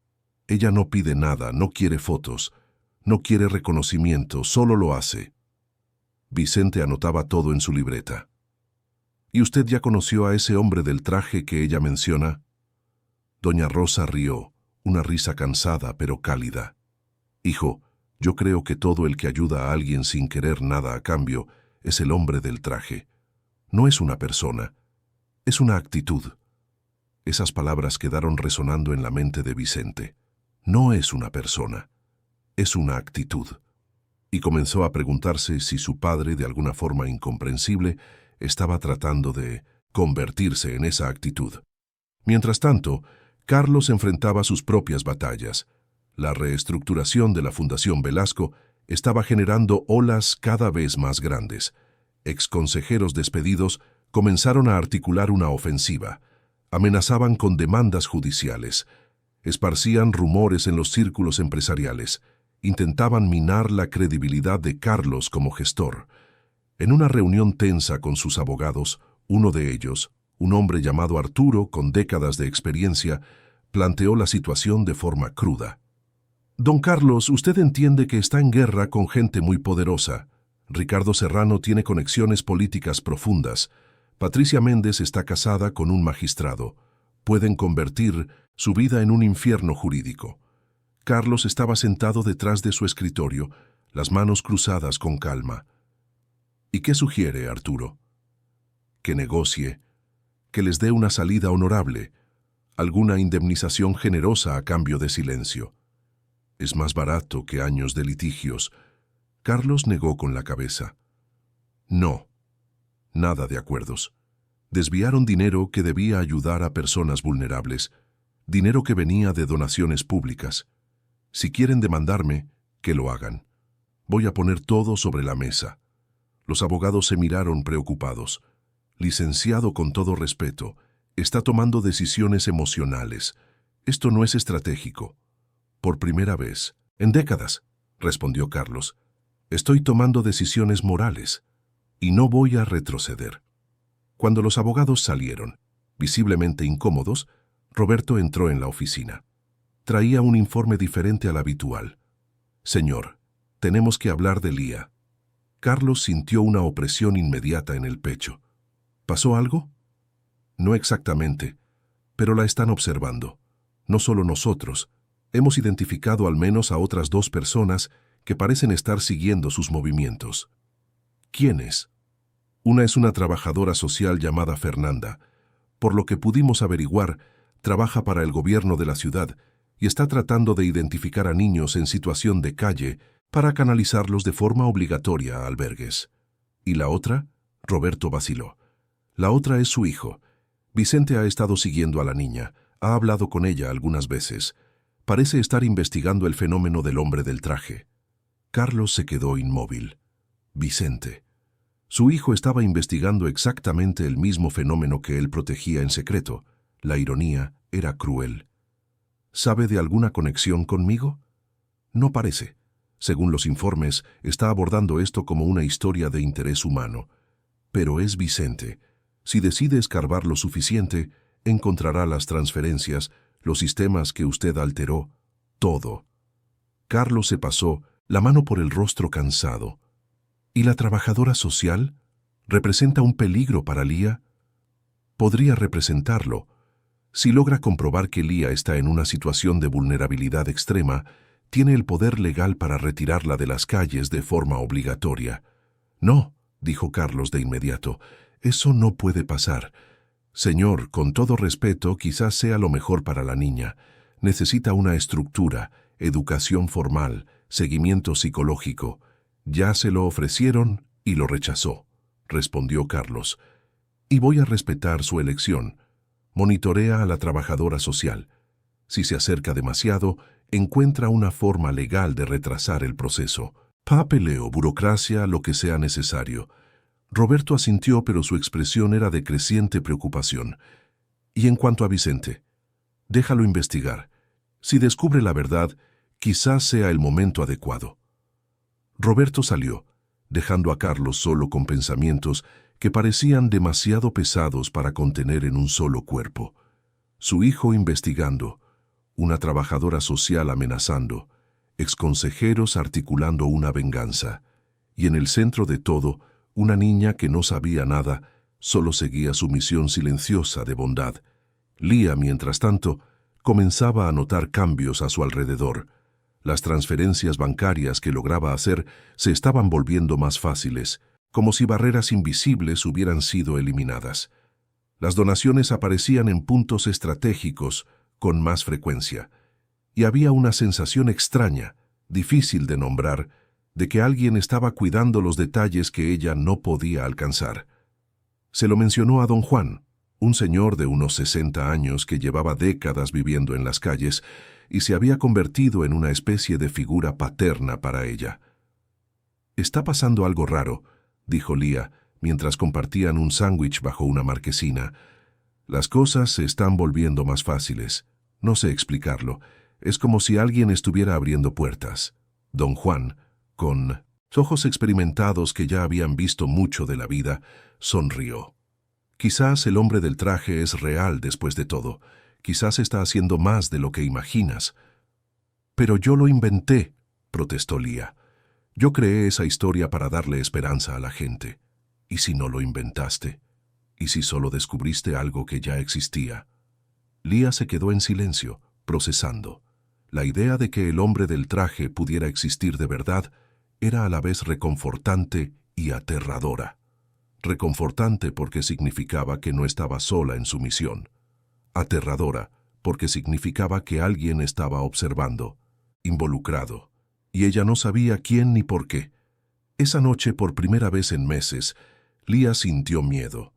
No el miedo a la violencia urbana, no el miedo al hambre o al frío, sino el miedo de que su pequeña red de bondad estuviera conectada a algo más grande que no podía controlar. Vicente, decidido a entender la historia completa, decidió hacer algo arriesgado. Concertó una comida con su padre, algo que no hacían desde hacía al menos 2 años. Carlos aceptó la invitación con una sorpresa cautelosa sin preguntar el motivo. Se encontraron en un restaurante discreto, lejos de los lugares donde Carlos solía tener reuniones de negocios. Un lugar sencillo, con comida casera, donde nadie los reconocería de inmediato. La conversación comenzó tensa, formal, preguntas educadas sobre el trabajo, respuestas monosilábicas, hasta que Vicente decidió ir directo al grano. «Papá, ¿conoces a una niña llamada Lía Duarte?» Carlos casi dejó caer el tenedor. Se controló rápidamente, pero Vicente notó la reacción. «¿Por qué preguntas?»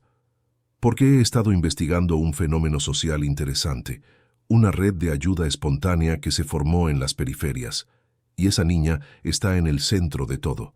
Y descubrí que has mostrado un interés reciente en programas para la población de la calle». Carlos bebió un sorbo de agua, ganando tiempo. «Es verdad, la Fundación Velasco está redirigiendo sus esfuerzos hacia acciones más directas y eficaces. Pero no es solo eso», insistió Vicente. «Estás investigando específicamente sobre niños en situación de calle, sobre redes comunitarias de apoyo, y todo esto comenzó recientemente. ¿Por qué?» Carlos miró a su hijo. Realmente lo miró, por primera vez en años. Vio a un hombre serio, comprometido, buscando la verdad. Vio a alguien que ya no era el niño que había descuidado en nombre de construir un imperio. «Descubrí que estaba haciendo todo mal», dijo Carlos, su voz baja pero firme. «La fundación era una farsa, yo era una farsa, y esa niña, sin saberlo, me mostró el camino correcto». Vicente se quedó en silencio, procesando. «¿La conoces?» «No personalmente, pero observo su trabajo y aprendo». «¿Tú eres el hombre del traje?» La pregunta quedó suspendida en el aire entre ellos. Carlos podría negarlo, podría desviarla, pero mirando a Vicente, viendo la misma búsqueda de verdad que él mismo sentía, optó por la honestidad. «No lo soy. Ella creó ese símbolo sin saberlo, pero estoy tratando de volverme digno de él. Estoy tratando de ser el hombre que ella imaginó». Vicente sintió que algo se rompía dentro de él. Toda la rabia acumulada, toda la certeza de que conocía a su padre, toda la narrativa que había construido sobre Carlos Velasco, siendo solo un multimillonario sin alma. Todo se desmoronaba ante esa cruda confesión. «¿Por qué?», preguntó, su voz quebrándose. «¿Por qué ahora? ¿Por qué esa niña y no yo? No tu familia?» Carlos cerró los ojos, el dolor antiguo finalmente encontrando palabras, porque ella no tenía nada que ganar conmigo, porque su bondad era pura, porque me recordó quién fui antes de perderme en el dinero y el poder, y porque, hijo, te fallé de formas que nunca podré reparar. Pero quizás, solo quizás, pueda ser mejor de aquí en adelante. Papá, dijo Vicente, las lágrimas comenzando a formarse, pasé meses investigándote, preparando un reportaje que destruiría tu reputación, probando que la Fundación Velasco era corrupta. Lo sé, respondió Carlos. Sé que estabas investigando, y tenías razón. Todo lo que descubriste es verdad. La fundación era corrupta. Yo permití que lo fuera, y si decides publicar, no te lo impediré. Vicente negó con la cabeza. Ya no quiero destruirte. Quiero entenderte. Entonces ayúdame, pidió Carlos, su voz cargada de un cansancio que iba más allá de lo físico. Ayúdame a proteger a esa niña. Ayúdame a hacer esto bien. Por primera vez en décadas, padre e hijo se estaban comunicando de verdad. No a través de formalidades vacías, sino a través de una vulnerabilidad genuina. ¿Qué necesita ella?, preguntó Vicente. Protección sin control, respondió Carlos. Se niega a ser llevada a albergues porque dice que así no puede ayudar a los demás. Necesita una forma de continuar su misión, pero con una seguridad mínima. Educación, accesible, documentación regularizada, pero sin quitarle su autonomía. ¿Y la trabajadora social que está tratando de llevársela? Vicente frunció el ceño. ¿Qué trabajadora social? Carlos se dio cuenta de que había revelado información que Vicente no tenía.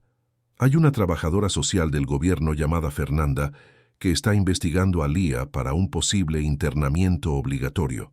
Vicente pensó rápidamente. Puedo ayudar con eso. Tengo contactos en el gobierno. Puedo averiguar sus planes y encontrar alternativas legales. Carlos asintió, sintiendo algo que no sentía desde hacía mucho tiempo con respecto a su hijo. Gratitud. La comida terminó con un acuerdo tácito. Trabajarían juntos para proteger a Lía. No le revelarían quiénes eran ni qué hacían. Solo se asegurarían de que pudiera continuar su misión sin obstáculos. Cuando se separaron en la acera, Carlos hizo algo inesperado. Abrazó a su hijo. No fue un abrazo formal, fue un abrazo desesperado, de quien sabía que había perdido años preciosos y trataba de recuperar segundos. Vicente correspondió, sorprendido, sintiendo el cuerpo de su padre temblar ligeramente. «Lo siento», susurró Carlos, «por todo lo que no fui». «Estamos tratando de ser mejores ahora», respondió Vicente. «Es lo que importa». Mientras padre e hijo comenzaban una reconciliación improbable, Lía enfrentaba su propia crisis. La trabajadora social, Fernanda, finalmente había logrado localizarla. La abordó una mañana, acompañada de 2 funcionarios del gobierno. «¿Lía Duarte?», preguntó Fernanda, su voz profesional pero no fría. Lía miró a los 3 adultos, su cuerpo tenso, lista para correr. «Soy. Necesito hablar contigo sobre tu situación. Eres menor de edad y estás viviendo en las calles sin un tutor legal. Tengo la obligación de canalizarte a un albergue». «No voy a ir», dijo Lía firme. «Ya me negué a eso antes. No es una elección, Lía, es por tu protección». «¿Protección de qué?», respondió la niña, su voz elevándose. «Estoy bien, estudio, me cuido.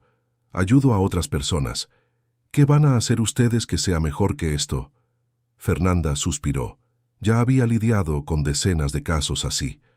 Niños resistentes. Pero había algo diferente en Lía. Algo que no encajaba en el patrón de vulnerabilidad extrema que justificaría una remoción obligatoria. «¿Estudias? ¿Cómo?». «En la biblioteca, con internet gratis, videos, libros donados». «¿Y comes? ¿Dónde duermes?». «Como gracias a la ayuda y a lo que puedo comprar. Duermo en lugares seguros. No uso drogas. No me meto en problemas. Solo hago el bien». Fernanda miró a la niña. Realmente la miró. Vio ropa limpia, aunque vieja. Vio higiene, aunque básica. Vio ojos alertas, inteligentes, sin el vacío de quien se ha rendido. Necesito verificar tus condiciones, dijo Fernanda. Voy a acompañarte por unos días. Si realmente estás bien, podemos discutir alternativas que no involucren un albergue. Lía evaluó la propuesta. No era ideal, pero era mejor que ser llevada a la fuerza. Está bien, acordó, pero no voy a dejar de ayudar a la gente.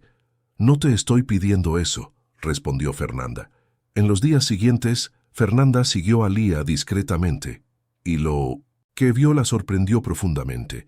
La niña mantenía una rutina estructurada. Se despertaba temprano, se aseaba, estudiaba, ayudaba a otras personas, coordinaba una red de voluntarios, todo con una madurez impresionante. Fernanda comenzó a documentar todo, no para llevársela, sino para encontrar una solución que respetara la autonomía de Lía mientras garantizaba su protección legal. Y fue así como Carlos, Vicente, Fernanda y Lía comenzaron a orbitar unos alrededor de los otros, cada uno con sus motivaciones, cada uno transformado por la existencia de la niña, sin saber que estaban todos conectados en una compleja red de redención, protección y esperanza. La Ciudad de México continuaba su ritmo implacable, pero en sus callejones, en sus marquesinas, en sus parques, algo estaba cambiando, silenciosamente, poderosamente e irreversiblemente. La convergencia ocurrió de una forma que nadie podría haber previsto. Fernanda, la trabajadora social, después de semanas de acompañar a Lía, tomó una decisión inusual. Convocó una reunión en el centro comunitario de la zona, invitando a todos los involucrados en la red de apoyo que la niña había creado. Quería proponer una solución alternativa al albergue tradicional.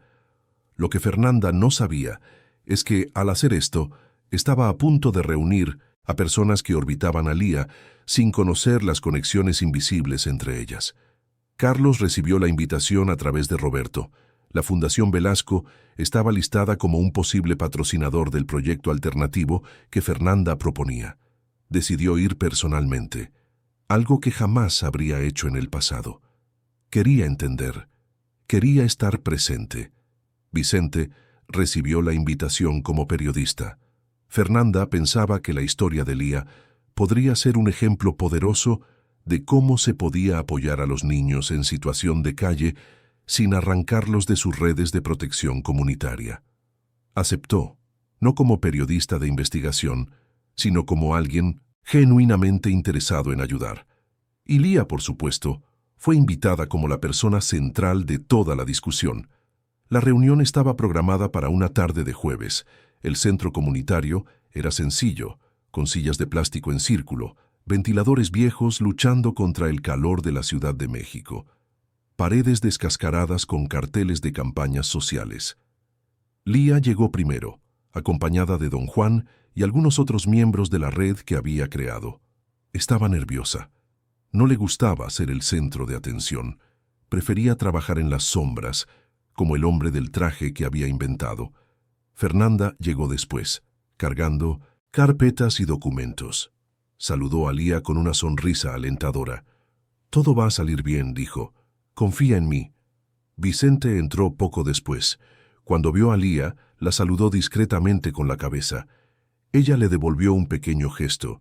Se habían encontrado algunas veces en las semanas anteriores, siempre conversaciones breves, siempre respetuosas. Y entonces entró Carlos. Lía no lo conocía. Para ella era solo otro ejecutivo de traje, probablemente un representante de la fundación que Fernanda había mencionado.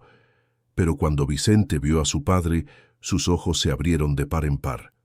No sabía que Carlos vendría personalmente.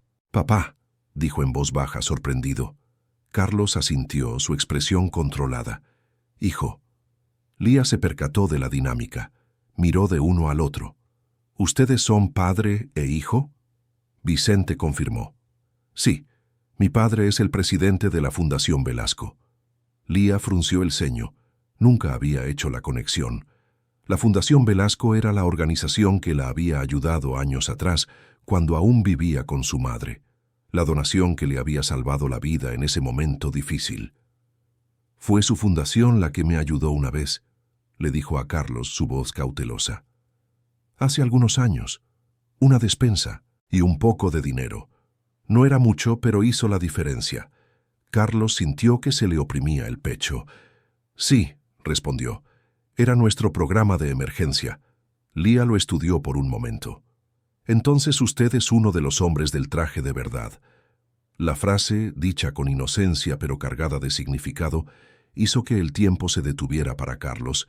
Quería decir que no era digno de ese título, que ella había creado un mito mejor de lo que él jamás sería.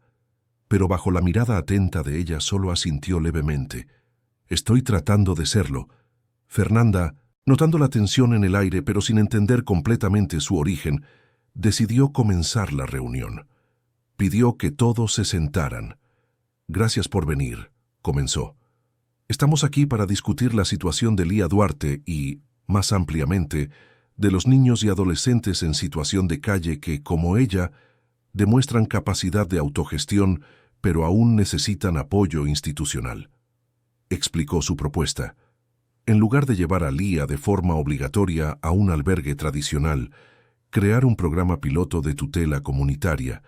Lía tendría un tutor legal voluntario, acceso a educación formal a través de una matrícula asistida, documentación regularizada, pero mantendría su autonomía y podría continuar viviendo y trabajando en la comunidad. La propuesta era revolucionaria. Desafiaba todo el protocolo estándar, pero Fernanda argumentaba que los casos excepcionales requerían soluciones excepcionales. ¿Y quién sería ese tutor?, preguntó don Juan, protector. Fernanda miró a Lía. Alguien en quien ella confíe, alguien que entienda su misión y no intente cambiarla. Alguien dispuesto a proporcionar apoyo legal sin imponer control. Lía se quedó en silencio. No conocía a nadie que encajara perfectamente en esa descripción. Confiaba en don Juan, pero él mismo vivía en las calles. Confiaba en doña Sonia de la biblioteca, pero la mujer ya era mayor y estaba sobrecargada. «Yo puedo», dijo una voz. Todos se giraron. Era Vicente. Continuó, su voz ganando convicción. «Puedo ser el tutor legal. Tengo estabilidad financiera. No tengo antecedentes. Trabajo como periodista, así que tengo flexibilidad de horario. Y lo más importante, creo en el trabajo que hace Lía. No voy a intentar cambiarla». Lía lo miró, sorprendida. «Pero apenas me conoces». «Te conozco lo suficiente», respondió Vicente. «Lo suficiente para saber que eres extraordinaria.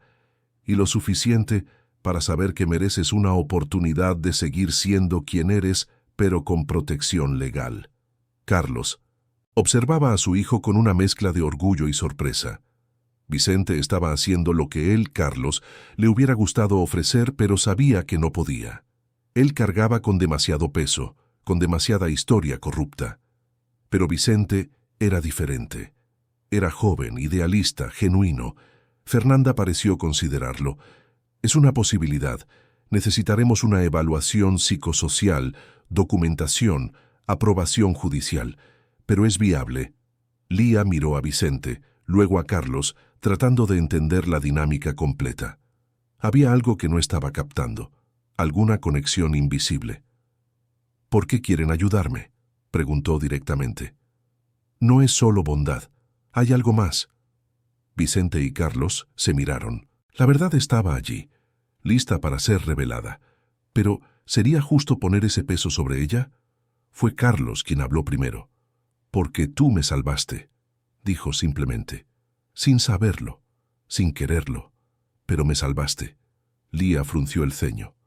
«¿Cómo?». Carlos respiró hondo. «Pasé mi vida construyendo riqueza y perdiendo humanidad. Me convertí en alguien a quien despreciaría si me encontrara. Y entonces descubrí lo que hacías.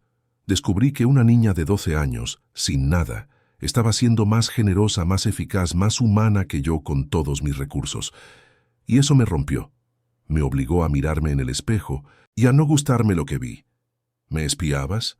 La voz de Lía tenía una nota de dolor. «Te observaba», corrigió Carlos. «Y aprendía. Cambié la Fundación Velasco por ti. Despedí a gente corrupta.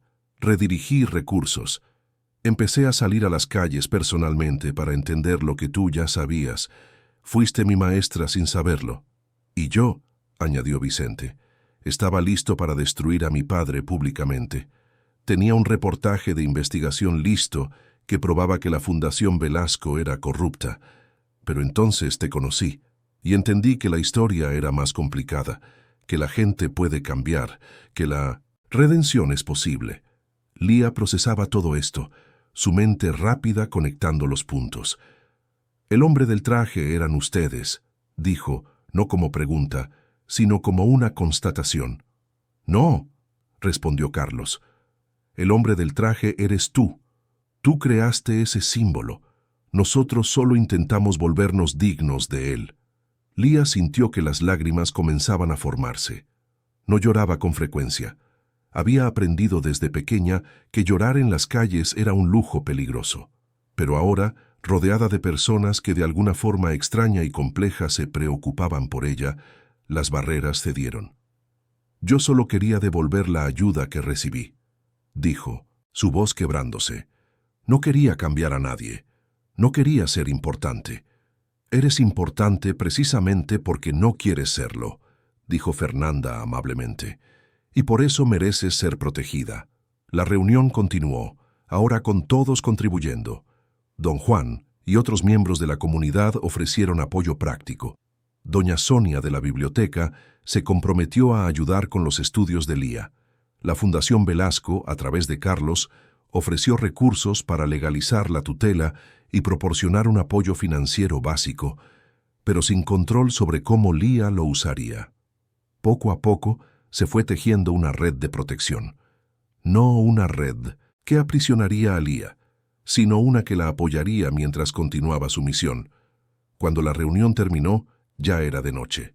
La gente fue saliendo poco a poco, dejando solo a Carlos, Vicente y Lía en el centro comunitario. ¿Puedo preguntar algo?, dijo Lía mirando a Carlos. Claro.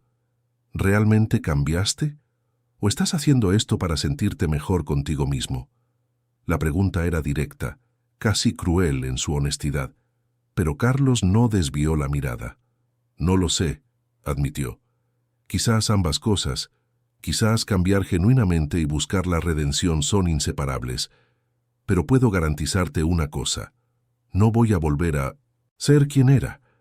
Ya no puedo. Lía asintió aceptando la respuesta. ¿Y tú?, le preguntó a Vicente. ¿Vas a publicar el reportaje sobre tu padre? Vicente pensó cuidadosamente. Voy a publicar un reportaje, pero no sobre corrupción, sobre transformación, sobre cómo las personas y las instituciones pueden cambiar cuando se enfrentan a la verdad, si mi padre lo permite. Carlos asintió. Lo permito. Cuenta toda la verdad, la buena y la mala. Lía miró a los dos hombres, padre e hijo, ambos transformados de formas que apenas comprendía, y sintió algo que no sentía desde hacía mucho tiempo. Familia. No en el sentido biológico, sino en el sentido de pertenencia. ¿Puedo seguir ayudando a la gente?, preguntó, necesitando esa confirmación. No solo puedes, sino que debes, respondió Vicente. Solo que ahora tendrás apoyo, no estarás sola. Nunca estuve completamente sola, dijo Lía, una pequeña sonrisa apareciendo. Siempre tuve al hombre del traje, incluso cuando era solo una idea. Carlos sintió un nudo en la garganta. Esa niña, con toda su sabiduría precoz, entendía algo fundamental. A veces la esperanza precede a la realidad. A veces creemos en algo hasta que se vuelve verdad. En los meses que siguieron, ocurrieron cambios profundos. Vicente formalizó la tutela de Lía, un proceso burocrático pero necesario. Ella obtuvo documentación regularizada, acceso a una escuela pública de calidad, un pequeño y sencillo departamento que Vicente alquiló, pero mantuvo la libertad de pasar tiempo en las calles ayudando a quien lo necesitaba. La red de apoyo que había creado no solo continuó, sino que se expandió. Con recursos mínimos proporcionados por la reformada Fundación Velasco y una mejor coordinación, lograron impactar a cientos de personas. El modelo de tutela comunitaria que Fernanda propuso se convirtió en un proyecto piloto del gobierno de la ciudad. Carlos renunció, al cargo ejecutivo en la fundación, manteniendo solo una posición de consejero. Dedicó más tiempo a estar presente, literalmente, en las calles y comunidades. Se reconcilió lentamente con Vicente, una reconciliación construida no sobre disculpas vacías, sino sobre acciones compartidas. Y Vicente publicó su reportaje, pero no fue el reportaje de denuncia que había planeado. Fue una serie de investigación sobre cómo las estructuras corruptas pueden transformarse cuando hay una voluntad genuina, sobre cómo una niña en situación de calle inspiró cambios en un imperio financiero, sobre cómo los símbolos creados por la esperanza pueden volverse reales. El reportaje se hizo viral, no porque fuera escandaloso, sino porque era verdadero. Y la verdad, cuando se cuenta con honestidad, resuena de formas que el escándalo nunca puede lograr. Lía se hizo conocida, algo que inicialmente la incomodaba profundamente, pero aprendió a usar esa visibilidad para amplificar causas. Se convirtió en la portavoz no oficial de los niños y adolescentes en situación de calle, siempre insistiendo en que ella era solo una entre muchos, no una excepción para ser celebrada, sino un ejemplo de lo que es posible cuando apoyamos sin controlar. El hombre del traje dejó de ser un mito y se convirtió en un movimiento.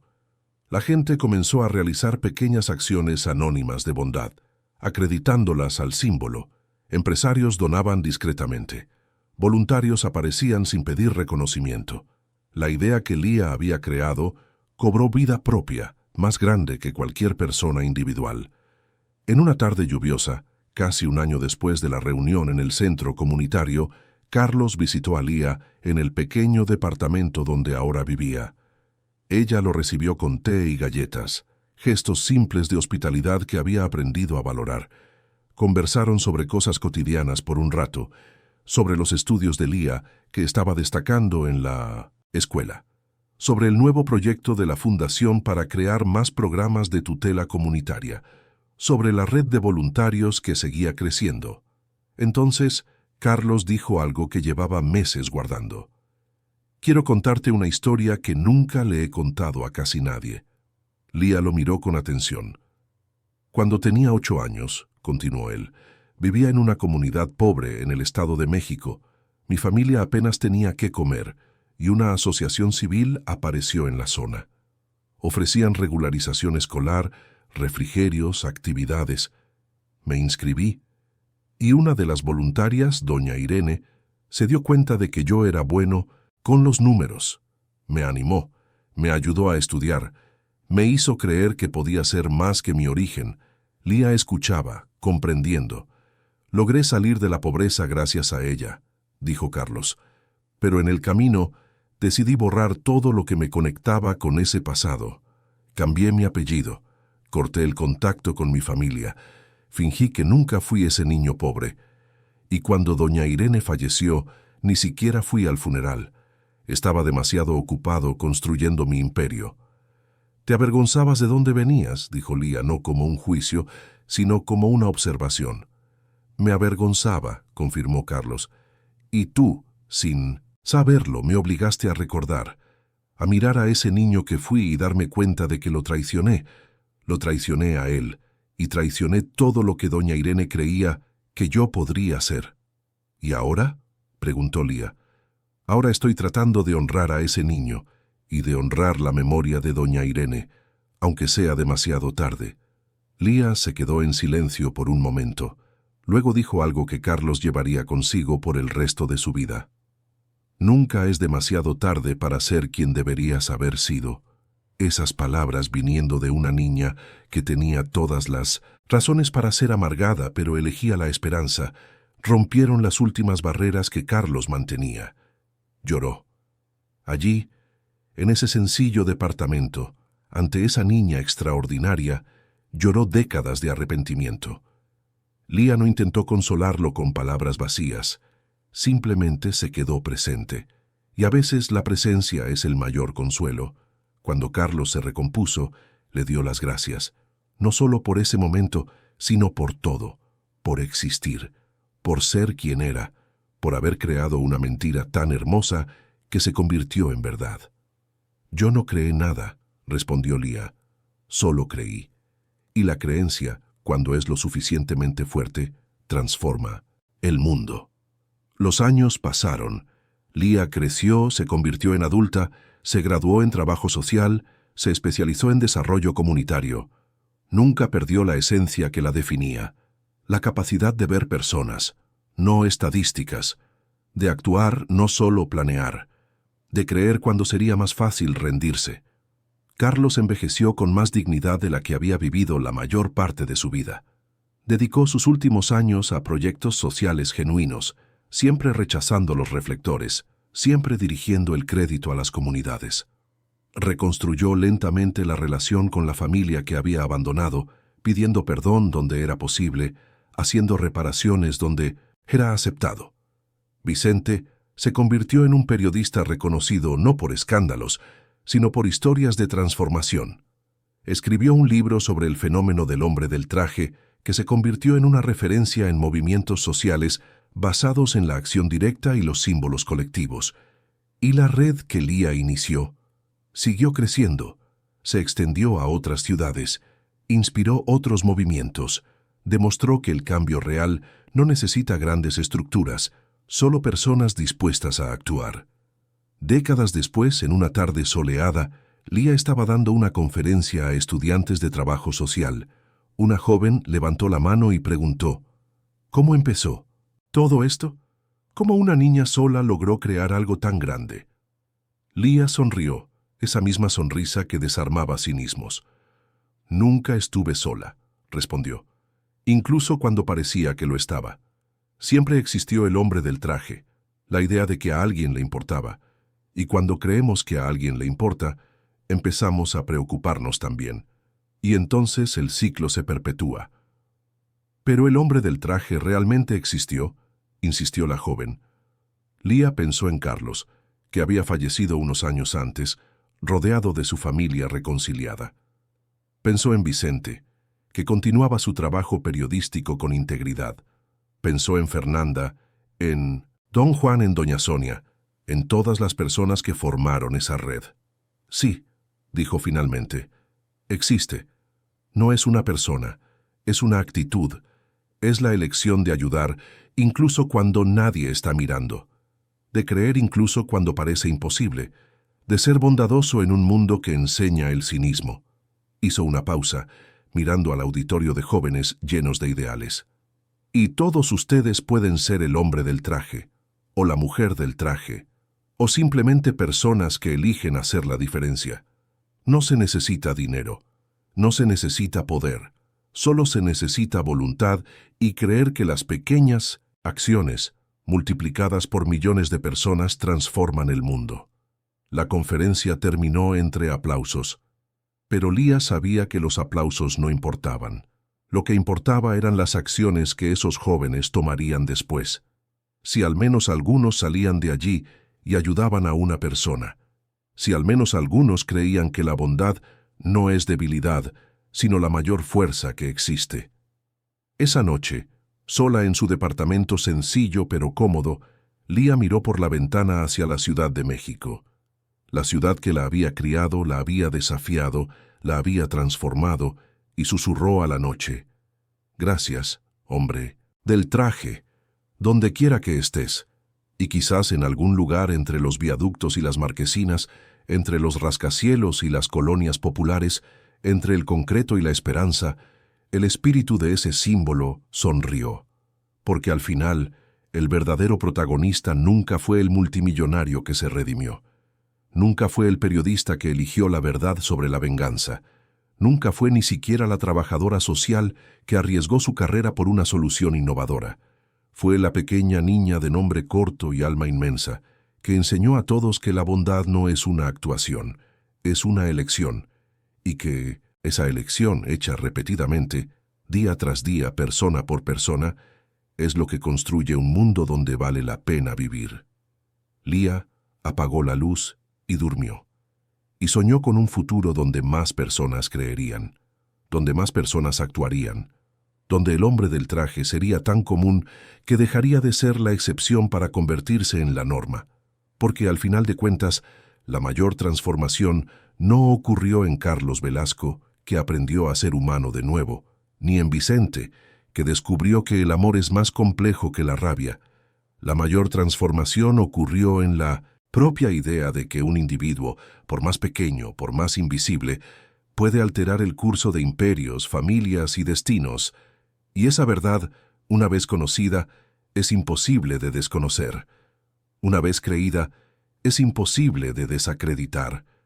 Una vez vivida, es imposible de que muera. El hombre del traje era real, siempre lo fue, porque creímos que lo era, y la creencia, cuando es colectiva y sincera, tiene el poder de crear realidades. La Ciudad de México dormía, pero en sus callejones y marquesinas, en sus salas de juntas y cocinas humildes, en sus corazones cansados pero esperanzados, la semilla que Lía plantó continuaba germinando, creciendo, transformando, y así continuaría, por generaciones. Mientras hubiera quien creyera que la bondad importa, que las pequeñas acciones suman, que todos, absolutamente todos, pueden ser el hombre del traje que alguien necesita. La historia no tenía fin, porque las historias verdaderas nunca lo tienen. Simplemente se transforman, se expanden, se perpetúan a través de las personas que eligen continuarlas. Y Lía Duarte, la niña que se convirtió en mujer, que se convirtió en símbolo, que se convirtió en inspiración, dormía tranquila sabiendo que su misión nunca terminaría. Porque nunca se trató de ella, siempre se trató de nosotros, de lo que elegimos ser, de lo que elegimos creer, del mundo que elegimos construir, una pequeña acción a la vez. Querida audiencia, esperamos que la historia de Lía, Carlos y Vicente haya tocado profundamente sus corazones.